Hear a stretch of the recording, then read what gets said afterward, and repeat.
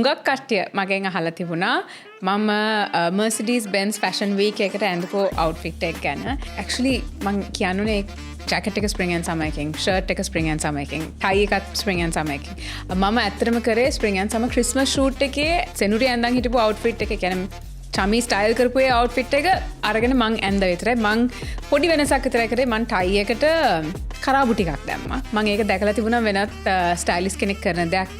ඉතින් මං ඒක විතරයි කරේ. So Mercedes Benz fashion show එකට ඇඳන් ගිය outfit එක හුඟක් ගණන් outfit එකකුත් නෙමෙයි. හුඟක් කටියට afford කරන්න පුළුවන් outfit එකක් තමයි ඇඳන් ගියේ. but මං ඒක පොඩි style tweaks වගේක් කරා. මං ලෑස්ති වෙනකොට show එකට යන්න මගේ ළමයි දෙන්නම ඇවිල්ලා මට කිව්වා අම්මා you look like a man like වා ටයි එකක් තර ගැහනු ටයි දාන්න නෑනේ අම්මා. but I was like නෑ ළමයි. මේ ටයි එක ඇඳන් යනවා. So what I realized is fashion කියන දේ ඔයාට ඔයා කැමති විදිහට මාරු කරගන්න පුළුවන් දෙයක්. ඔයාට දේවල් ඇඩ් කරන්නත් පුළුවන්, දේවල් එකකින් අයින් කරන්නත් පුළුවන්.